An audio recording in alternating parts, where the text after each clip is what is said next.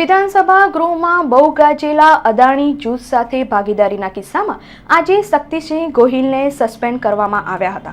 ગુજરાતના ઔદ્યોગિક જૂથ અદાણી સાથે ભાગીદારીના વિધાનસભા ગૃહમાં કરાયેલા આક્ષેપ અંગે અધ્યક્ષ ગણપત વસાવાના માફી માંગવાના રૂલિંગને સ્વીકારવાનો વિપક્ષી નેતા શક્તિસિંહ ગોહિલે ઇનકાર કરી દેતા આજે વિધાનસભા ગૃહમાં શક્તિસિંહ ગોહિલને સત્ર પૂરું ન થાય ત્યાં સુધી સસ્પેન્ડ કરવામાં આવ્યા હતા। શક્તિસિંહ ગોહિલ સામે થયેલી દરખાસ્ત બાબતે આજે મતદાન થયું હતું, જેમાં બહુમતી મળતા શક્તિસિંહ ગોહિલને વિધાનસભા સત્ર સુધી સસ્પેન્ડ કરવાની જાહેરાત કરવામાં આવી છે।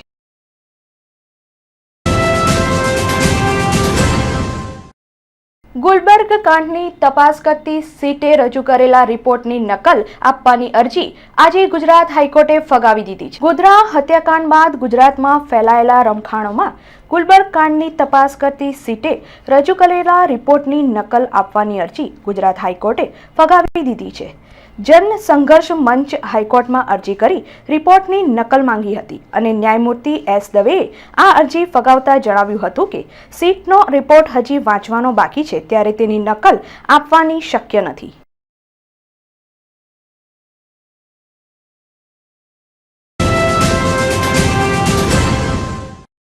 ગાંધીનગરના દેહ ગામમાં ધ્રુવી નામની બાળકીની હત્યા કરી લાશ મળી આવતા સમગ્ર વિસ્તારમાં ચકચાર મચી જવા પામી હતી।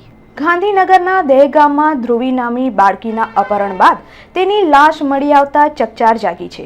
ધ્રુવીના મોત બદલ આજે વેપારી મંડળ તરફથી બંધનું એલાન આપવામાં આવતા બંધ સંપૂર્ણ સફળ રહ્યું હતું। ધ્રુવીને પૂર્ણિમા હાઈસ્કૂલમાંથી એક મહિલા ફોઈ હોવાનું જણાવી અપહરણ કરી ગઈ હતી અને ધ્રુવીની લાશ સાબરકાંઠાના ભાટિયા તળા ગામની સીમમાંથી મળી આવી હતી। જે બનાવ બાદ વેપારી મંડળે બંધનું એલાન આપ્યું હતું, જે બંધને પગલે પોલીસ બંદોબસ્ત ચુસ્ત ગોઠવવામાં આવ્યો હતો। એટલું જ નહીં, ધ્રુવીના અપહરણમાં સંડોવાયેલી મહિલાની શોધખોળ પણ શરૂ કરી દેવામાં આવી છે। પોલીસ ધ્રુવીના અપહરણ તેમજ હત્યામાં પારિવારિક તકરાર હોવાનું માની રહી છે।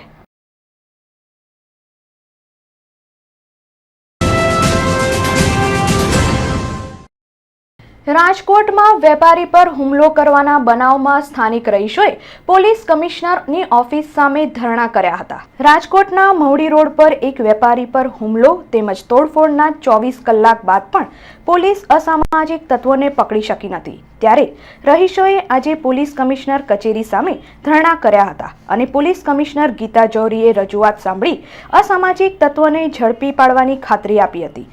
તેમ છતાંય પોલીસ કંઈ જ કરી શકી નથી અને 1 ડઝન જેટલા વ્યક્તિને પકડ્યા બાદ પણ વેપારી પર તલવારથી હુમલો કરી દુકાનમાં તોડફોડ કરનાર એક આરોપીને પકડી શકી નથી।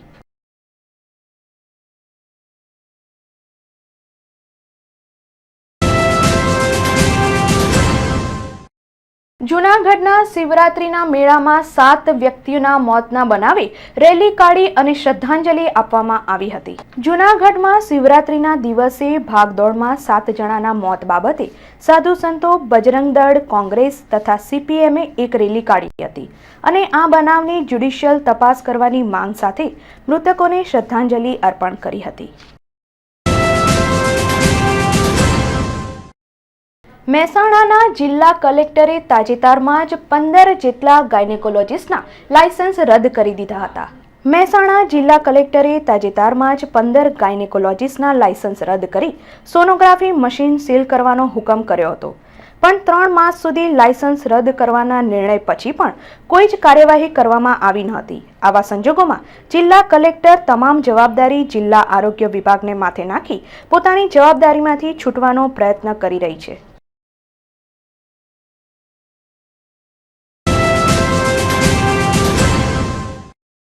ગુજરાતના રમખાણોની તપાસ કરી રહેલી સત્ય શોધક સમિતિના સભ્યો અને ભૂતપૂર્વ ન્યાયાધીશ એસ સુરેશની ઉલટ તપાસ કરવાની માંગ કરાઈ રહી છે। ગુજરાતના રમખાણો બાબતે જન સંઘર્ષ સમિતિએ બનાવની તપાસ કરતી જસ્ટિસ નાણાવટી અને મહેતા પંચ સમક્ષ સત્ય શોધક સમિતિના સભ્ય અને ભૂતપૂર્વ ન્યાયાધીશ એસ સુરેશની ઉલટ તપાસ કરવાની માંગ કરી છે।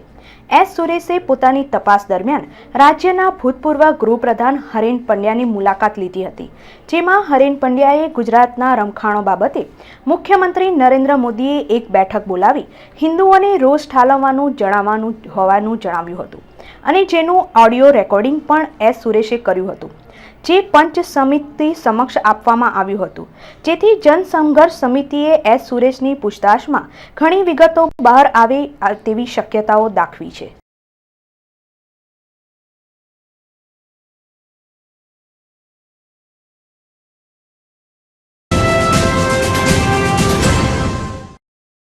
શહેર કોંગ્રેસમાં છેલ્લા કેટલાય સમયથી બાકી રહેલા મહિલાઓના હોદ્દાઓ પર આજે મહિલાઓની નિમણૂક કરવામાં આવી હતી। શહેર કોંગ્રેસમાં છેલ્લા ઘણા સમયથી બાકી રહેલી મહિલાઓની વિવિધ હોદ્દા પર નિમણૂકની કાર્યવાહી આજે પૂરી કરવામાં આવી છે।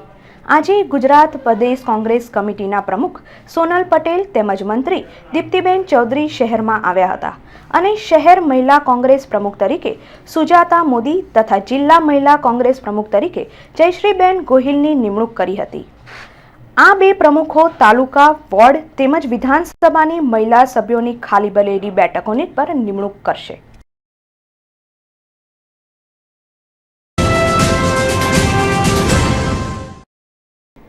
ટેટના મેરિટ લિસ્ટ પ્રમાણે આજે શાળા પસંદગી માટે આચાર્યોની ભરતીનો મેળો યોજાયો હતો। જિલ્લા શિક્ષણ અધિકારીની કચેરી ખાતે વડોદરા શહેર જિલ્લાની આશરે 60 ગ્રાન્ટેડ શાળાઓમાં આચાર્યોની જગ્યા લાંબા સમયથી ખાલી પડી રહી હતી, જેનાથી શિક્ષણ કાર્ય પર અસર થતી હોવાથી રાજ્યભરની ગ્રાન્ટેડ શાળાઓમાં ભરતીની કાર્યવાહી હાથ ધરાઈ હતી। જે સ્કૂલમાં હું ભણાવું છું 25 વર્ષથી હું ભણાવું છું અને એ જ સ્કૂલની હું સ્ટુડન્ટ પણ રહી ચૂકી છું, તો એ સ્કૂલના ટ્રસ્ટીઝ કોઈ પણ દિવસ એક પણ રૂપિયા લીધા વગર નોન કરપ્ટ વેમાં ભરતીઓ પ્રિન્સિપલોની કરી, ટીચરોની કરી, બધી ભરતીઓ કરી।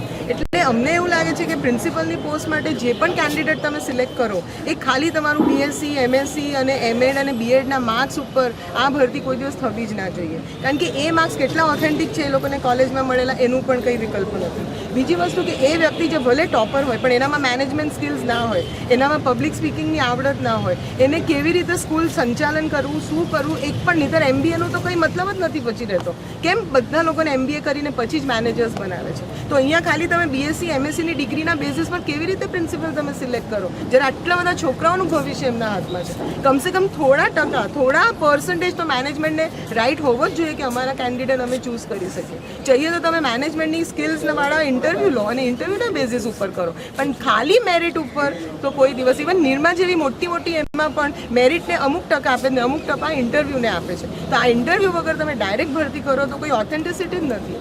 ટેટના મેરિટ લિસ્ટના આધારે શહેર જિલ્લાની 60 ખાલી જગ્યાઓ પર ઉમેદવારોની ભરતીનું જિલ્લા શિક્ષણ અધિકારી ડોક્ટર એસબી ચૌધરીએ ડીઈઓની ઓફિસ ખાતે આજે સવારે 10:30 કલાકે શાળા પસંદગી ભરતી કેમ્પનું આયોજન કર્યું હતું।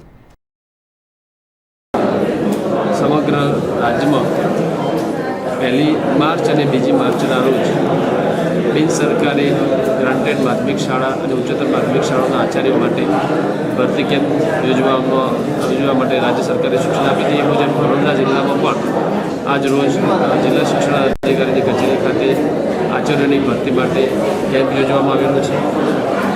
આજે 60 શાળાઓમાં આચાર્યની જગ્યા ખાલી છે, ત્યારે 60 ઉમેદવારોને મેરિટના આધારે બોલાવવામાં આવેલા છે। શહેરના શાસ્ત્રીબેટ પાસેના કબ્રસ્તાનની દિવાલ અજાણ્યા ઈસમોએ તોડી પાડતા આજે લોકટોળા ઉમટ્યા હતા। વડોદરા શહેરના શાસ્ત્રીબાગ પાસેના કબ્રસ્તાન પાસે તાજેતરમાં બનાવેલ દિવાલ ગઈકાલે રાતના સુમારે અજાણ્યા શખ્સોએ તોડી પાડી હતી, જેના પગલે સમગ્ર વિસ્તારમાં ઉત્તેજના ફેલાઈ ગઈ હતી। લઘુમતી કોમના લોકો આ વિસ્તારમાં બનાવને પગલે દોડી આવ્યા હતા। આ સંદર્ભે કબ્રસ્તાન ટ્રસ્ટના પ્રમુખે પાણીગેટ પોલીસ સ્ટેશનમાં ફરિયાદ નોંધાવી હતી। પાણીગેટ પોલીસે ગુનો નોંધી દિવાલ તોડી નાખનાર અજાણ્યા ઇસમોને ઝડપી પાડવાના ચક્રો ગતિમાન કર્યા હતા। અમે મોપારાગંજ પંચ કબ્રસ્તાનના વહીવટ કરતા છીએ।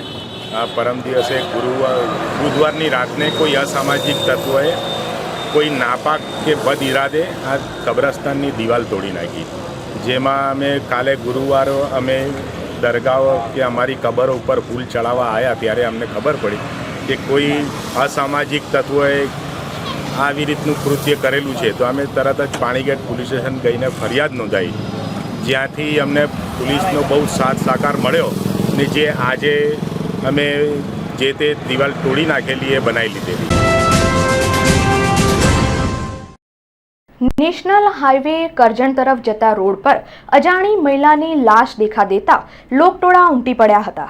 નેશનલ હાઈવે કરજણ તરફ જતા રોડ પર જાંબુવા બ્રિજ નજીક એક અજાણી મહિલાની લાશ નજરે પડતા રાહદારીઓ અને વાહન ચાલકોમાં ચકચાર મચી જવા પામી હતી.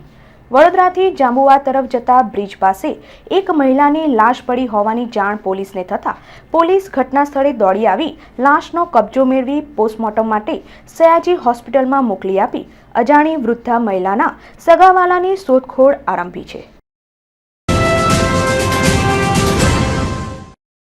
વોર્ડ નંબર 8ના કારેલીબાગ વિસ્તારમાં આજે સેવા સદનનું દબાણ ખાતું ત્રાટકતા દબાણકર્તાઓમાં નાસભાગ મચી જવા પામી હતી. વોર્ડ નંબર 8ના કારેલીબાગ વિસ્તારમાં આજે દબાણ ટીમ ત્રાટકતા નાસભાગ મચી જવા પામી હતી.